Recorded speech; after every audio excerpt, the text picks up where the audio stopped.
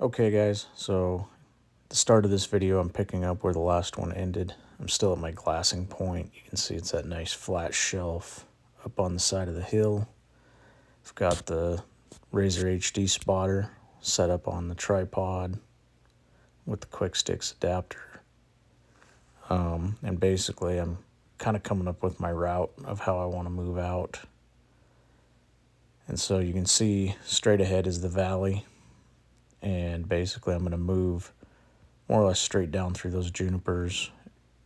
And here I'm pointing out, that's where the first buck was sighted. They're at the top edge of those trees in the distance. The second one came into view about there and disappeared down into those trees. And then the third one, I'm going to point it out here in a second. Yeah, he's kind of right about there where he was thrashing on that sagebrush. Then he moved out down that ridge. And so, like I said in the last video, you can kind of tell how important that ridge there in the center is because all three of those bucks were around it. And so this trip is an important trip because I'm gathering information. So my route out, I'm going to move down through those junipers and across the valley. And right about where I'm pointing, there's a saddle that I want to go set up in. And that saddle's about 300 yards away from where I saw buck number 2. So I'm going to head over there to see if I can at least see what's moving.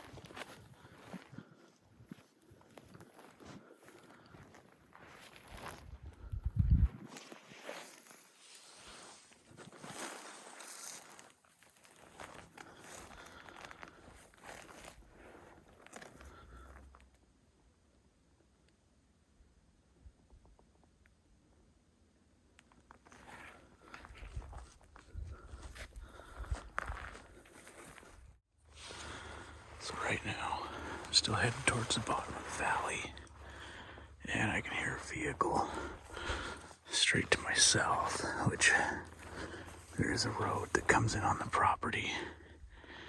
down there, so I wouldn't be surprised if somebody's road hunting it right now, so.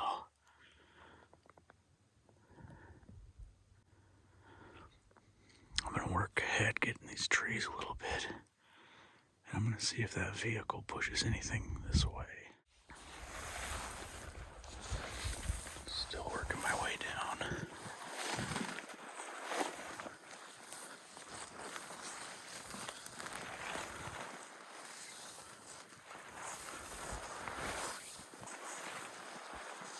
This was where I was sitting last year. I first spotted that 3x3. You can see a nice little grass bedding area here. And, what a nice spot to sit in the sun and be out of the wind. It's definitely a good spot.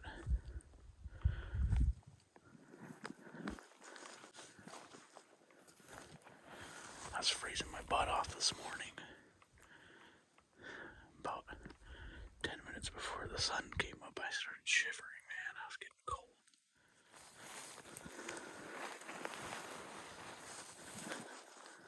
So I'm digging the warm sunshine right now. Alright. Down in the bottom of the valley. Came down that hillside there. About a week and a half ago, we had about 8 or 10 inches of snow. And in the last few days, it's been warming up, getting in the 40s and 50s. That's how today's supposed to be. So you can see this north-facing slope ahead of me. Still pretty well covered in snow, and I'm sure underneath of that is ice. And where it's not ice, it's mud. So I'm going to work my way across, probably go for about another 50 yards, and where it starts getting steep, I may have to bust out my crampons and start using a trekking pole to get up that. I've learned that, especially in this region where you can have this muddy and icy, very slick surfaces, that having some mobility aids, like some trekking poles, crampons, and if you're part of a team, even a rope and some carabiners, can really, it can do a few things for you. It can help you move across the terrain safer, avoiding injury, which is always good, but it can also open up other avenues of approach for you that maybe you might not normally be able to utilize. So.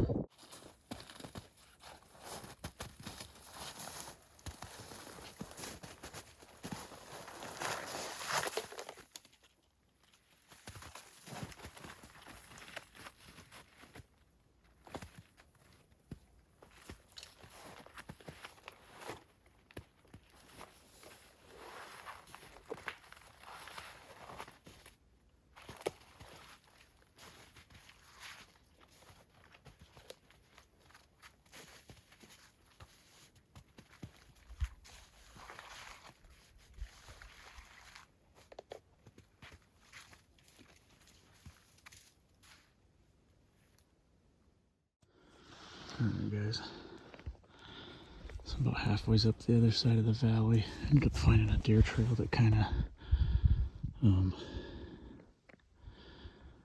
what's the word I'm trying to think of, kind of goes back and forth going up the hill, so I'm just going to follow that. That seems like a little more sane approach than just going straight up. Actually when I got over here, it was, where I wanted to climb was quite a bit steeper than I thought, so no sense breaking an ankle, even if you do have crampons and stuff. So, just to show you real quick. So that area right there above my fingertip, those rocks and that one lone juniper tree, that's where I was set up glassing this morning. I just worked my way down these trees, down and across the valley, and then hit that deer trail. So I'm gonna keep heading this way. There's a path here. There's footprints. Alright guys, this here's what we call a spore trap. Got this nice open area of smooth dirt. It's mud at the moment. See all these very fresh tracks. Looks like probably an adult doe and a younger deer or fawn. That one over there is a coyote.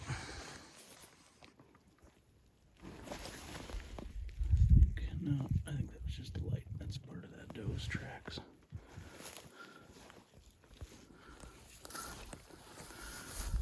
And we have some bigger tracks here. I don't know what those might be. They're pretty well washed out, but yeah, it's pretty well used trail running up through this large saddle. Okay, guys, you can see that was the trail that I was following that had all the doe tracks on it. And I came around. When I got over here, I went up the side of this hill about 50 yards to see if there was anything down in this draw. I couldn't really see anything, so I came back. And now I'm back in this saddle that opens up into this next valley over here. And so what I'm going to do is, right under this juniper right here, there's a little bedding spot from a buck. So I'm going to utilize that nice flat dry spot to eat my lunch. Okay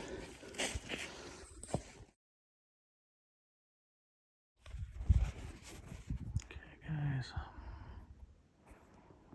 I'm starting to think I'm a better coyote hunter than a deer hunter. I don't have my tripod and spotter set up yet, but just saw this guy come in.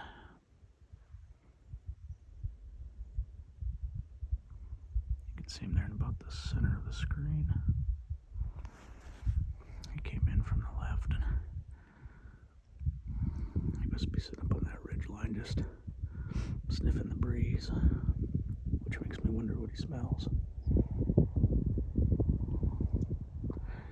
He's about 280 yards away, so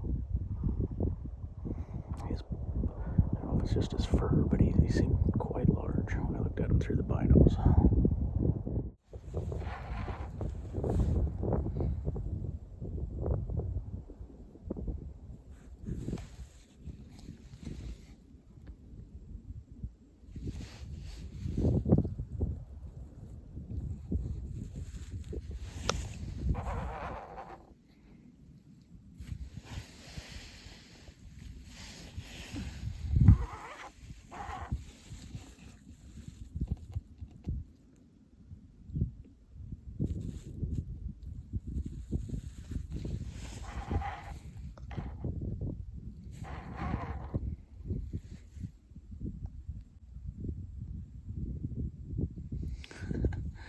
Looks like that lazy ass is just gonna lay down.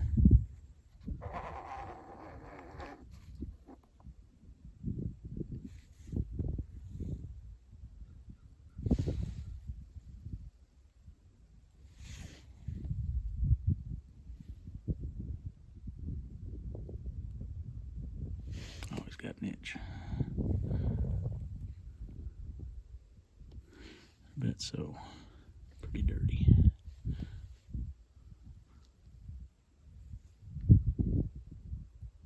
Alright guys, so I ate lunch here in my little hidey hole. Watched a coyote try to get some lunch. And then I just grabbed my binos and I went up over in that spot to kind of look further up the valley. Glassed for a little while, about 20 minutes, and actually saw another coyote. So apparently I am a much better coyote hunter than a deer hunter today. This little area in the center of the screen on that hillside there, I just saw a couple bedding areas. Looked like tucked in under some juniper trees, but I didn't see anything. Didn't see any deer. I have such a hunch about that particular spot because it's tucked way back in here. I mean, you gotta walk in. And it's not an easy walk. And there's multiple valleys surrounding that hill that you would have to cross first. So I'm gonna keep coming back here. The knob on the right side, about right. Get my fat finger in here. That piece there, that pretty much is the edge, the northern edge of the property.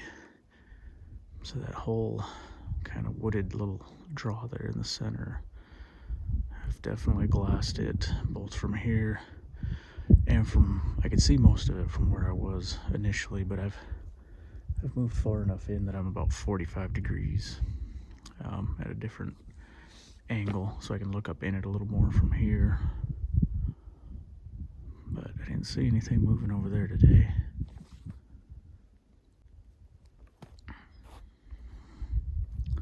So what I'm gonna do now, I think, I'm gonna work my way back, double back the way I came for a little bit, and then instead of crossing the valley, I'm gonna follow the south edge of this valley and head back towards my truck.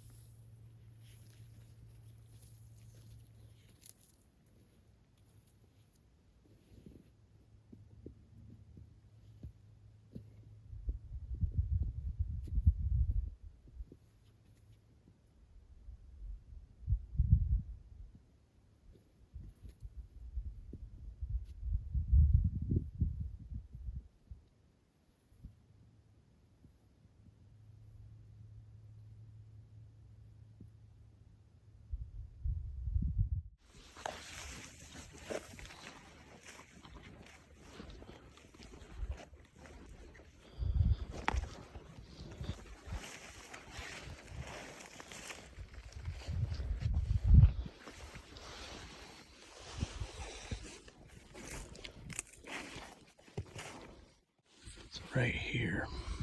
That's what I'm talking about. As far as a bed is concerned, you see how it looks like.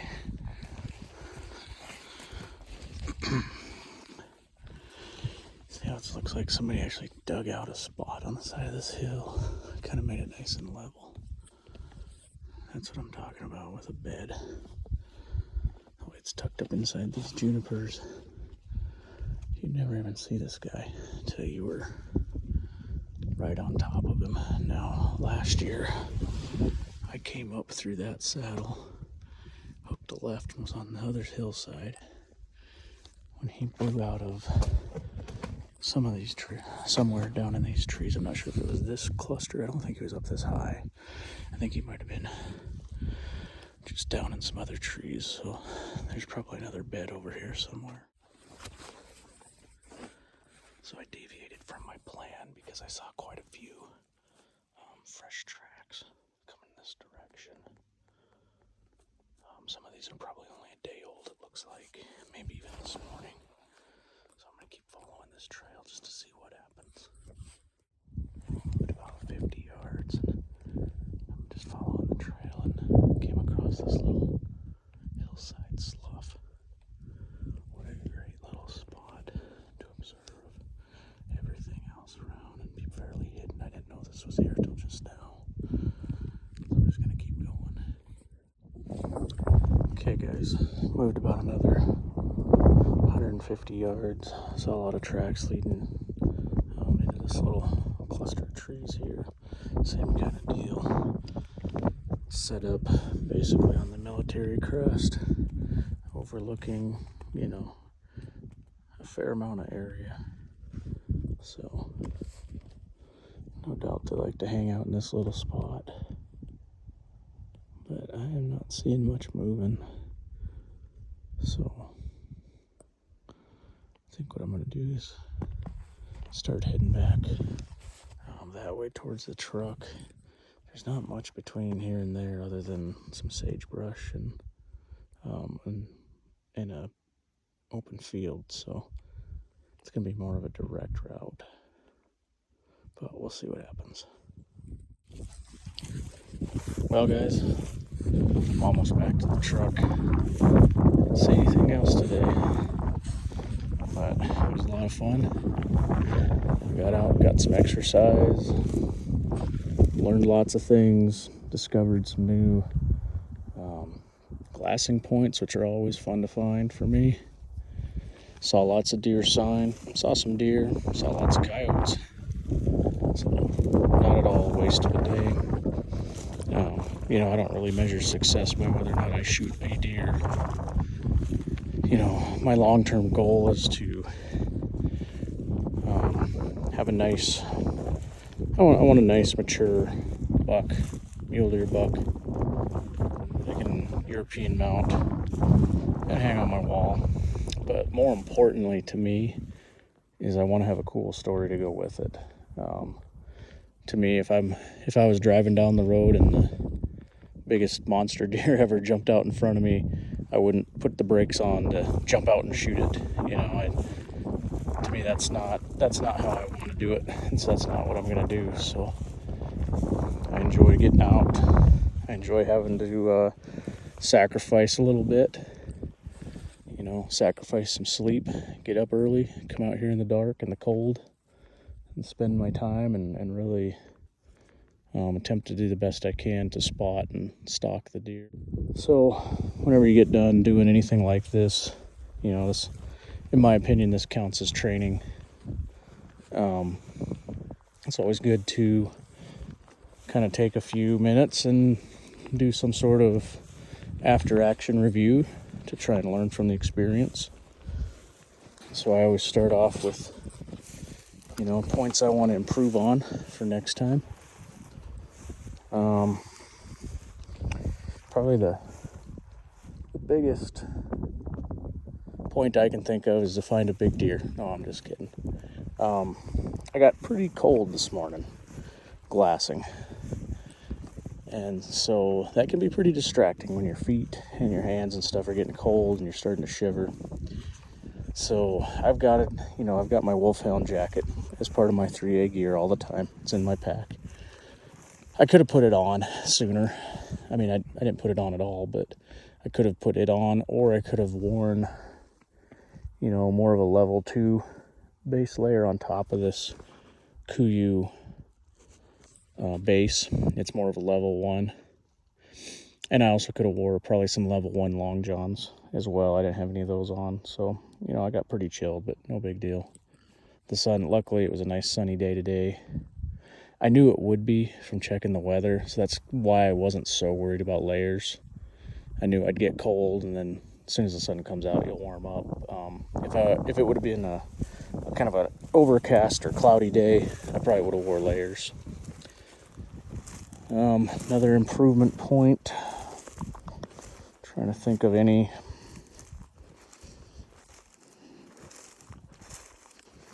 I can't really think of much, honestly, because pretty much have most of my stuff dialed in, especially with gear. I mean, I've been, clothing wise, I've been running the same exact clothing all year. Every time I go out to scout or do anything, running the same shirt, same pants. Yes, I do wash them on occasion. Same pack.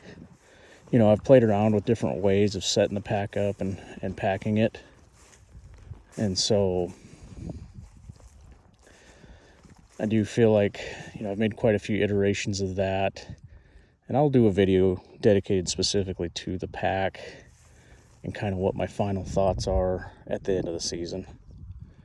But I do feel like I'm getting it pretty well refined. I can't think of too many things. Let's see. As far as optics go, everything worked great. Once a deer's out at 1,000 yards, even on maximum power on the spotting scope, like that first deer I saw today, it was somewhat difficult to identify whether that was going to be a good deer or just a dink. I think he was probably borderline. Was probably part of the reason why it was hard. But with a bigger spotting scope comes more weight. And frankly, that deer was well out of my range anyways. And so I think from the experience I've had scouting this summer with these same optics, and I've seen some monster deer this summer. I know what a monster deer looks like in my spotter. When it looks like he's got a bush on his head, that's big deer.